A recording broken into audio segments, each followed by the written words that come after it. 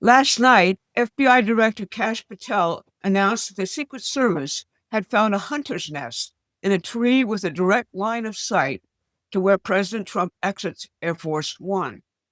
We don't know yet what, if anything, will come of that, but it can't be treated as a coincidence in the wake of yet another week of internet and media incitement around No King's Day.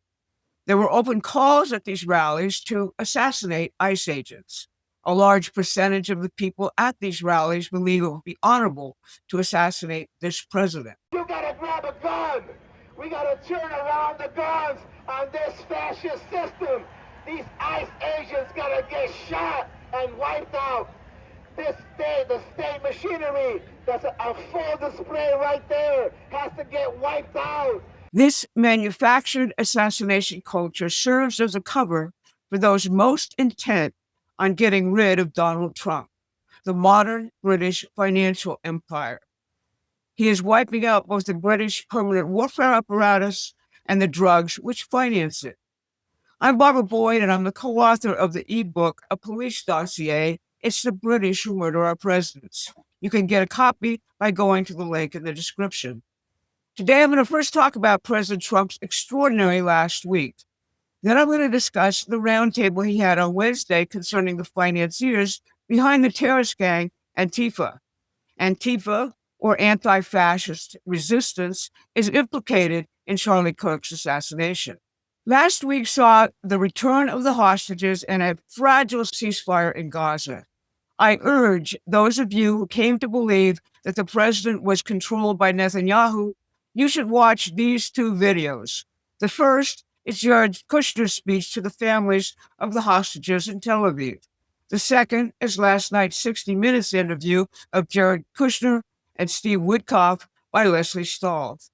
You'll see how the hard job of peace is accomplished. It has very little to do with the opinions of pundits and commentators, the people who tell you to pick sides in a religious war which has lasted there for centuries. At the end of the week, President Trump focused on ending the other British forever war, the one between Russia and Ukraine. He set up a new meeting with Putin, which will occur in a couple weeks, and he rejected the bid by Zelensky and his European managers to continue the war. You can feel the British freak out in the Financial Times coverage of Friday's meeting with Zelensky. It has the president yelling at Zelensky, tossing around maps of the front line, and repeating Putin's, quote, maximalist demands. Read closely, the argument was about ceding Ukraine's eastern Donbass region to Russia. The Russian-speaking and historically Russian Donbass has been the center of Ukraine's civil war since the coup in 2014. Citizens there refused to recognize the regime installed in Kyiv by the Anglo-American coup.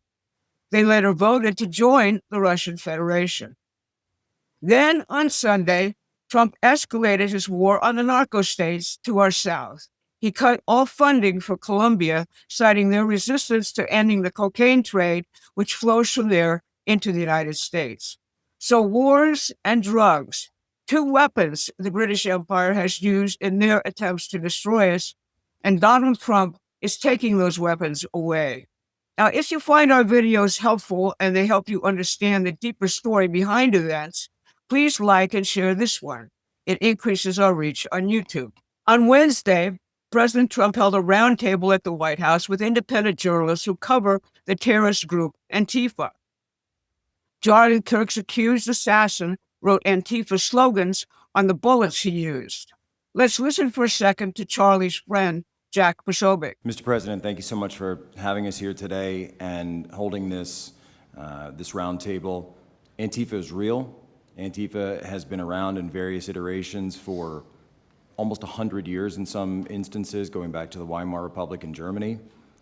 And it's now been just under 1 month since we saw a far leftist murder Charlie Kirk, and we saw thousands upon thousands of people, other far leftists and people in positions of authority, people like nurses and pilots and doctors and HR departments, celebrating the death and the murder of Charlie Kirk. This sickness that's out there is absolutely real. And Mr. President, thank you for mentioning the fact that one of the bullet casings read, "Hey fascist, catch" on it.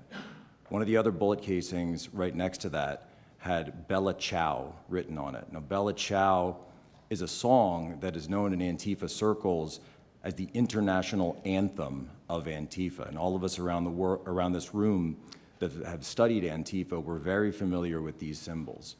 And Mr. President, I think the situation is getting worse. When you look at people like Luigi Maggioni, in his 20s, Thomas Matthew Crooks, of course, who took a shot at you, sir, the ICE shooter in Dallas, and now this Tyler Robinson, we're starting to see a pattern of more and more murderous violence. And this same violence is not just random. It is targeted assassinations, which are getting worse. And every single one of us in this room that goes out there, and obviously you as well, sir, and all the staff. This roundtable was the first public event after the president declared Antifa to be a terrorist group. That declaration means that its funders can be hit with charges of material support for terrorism. The Government Accountability Institute of Peter Schweitzer was a key participant in this roundtable. It calls the funders of Antifa and No King's Day's protests appropriately Riot Inc. They point out that the funders of violence against Trump are all billionaires or the children of billionaires. Yet the recent No King's Day protests went forward with the branding, "No Kings, No Billionaires." Pretty curious. Now, from what I've seen of Saturday's No Kings rallies, it was a complete flop. Thousands of aging bloomers turned out to chant and sing protest songs, but the intention and targeting of Trump was still hyped 24/7 by the media. Here's GAI's snapshot of the organization's funding nationwide unrest. The Arabilla network of Democratic Party funders, down for $79.7 million. The famous Soros network, down for $72.1 million. The Ford Foundation, $51.7 million. The Tides Foundation, $45.5 million. The Rockefeller Network, $28.6 million. And the Buffett Network, $16.6 million. That's the sons of Warren Buffett. Individual funders named in addition to Soros included Mark Zuckerberg, the Swiss citizen Hans-Georg Wyss, Bill Gates, Mark Benioff of Salesforce, and Neville Roy Singham, the Chicago billionaire who now lives and supports China. The fallacy in this follow-the-money approach is that it leaves you with the impression that a bunch of sick billionaires got together and coordinated private funds for the purpose of violently overthrowing the government of the United States over some kind of bridge game. Although I would like to see every one of these people prosecuted for that, the story presented is very incomplete. Antifa has always been an expendable gang controlled by intelligence services for purposes of regime change. The original anti-fascist action was formed at Germany's Weimar Republic by the communists. After the fall of the Berlin Wall, a revived German Antifa was used by the British intelligence services to attack German nationalists and assassinate its bankers and facilitate Germany's subjugation to the European Union. In each case, the anti-fascists were violent street gangs deployed by intelligence services to riot, burn, and plunder and murder during regime change operations and color revolutions. Their funders were rich oligarchs or foundations, but they weren't acting alone. They were not operating as private players. They were completely integrated with state intelligence services. Let's just take George Soros as an example. He worked, yes, for the Democratic Party and for his Open Society Institute here and other think tanks in the ongoing coup against Trump. But his actions were also completely integrated with USAID, the National Endowment for Democracy, the State Department, MI6, and the CIA. Another example of this is provided by the Transition Integrity Project. TIP was set up in December of 2019 to game out scenarios for the 2020 presidential elections. Rosa Brooks, who headed it, had been working with various groups in and out of government against Trump's presidency from its inception. TIP came into being when Brooks realized that the impeachment of Trump would fail. She opted for a color revolution as the next step, and that indeed is what happened. And she spent the time from December 2019 through the election setting one up. According to the War Games, which were published, TIP was concerned about two things in their coup plans. Would the military cooperate in ousting the commander in chief if Trump either refused to concede or won the election? The second was establishing control over the street gangs like Antifa, which rioted throughout the summer of 2020 and would be needed now to create riots and unrest, but in a completely controlled fashion. I think if we look at the relationship of Antifa internationally to USAID, the NED, the State Department, MI6, the CIA, and the British government, we'll get to the heart of the color revolution conducted against Donald Trump from 2016 through 2020. Now, all of the elements of the coup we are investigating don't stand alone. They involve the media's information war against the American population and incitement of violence.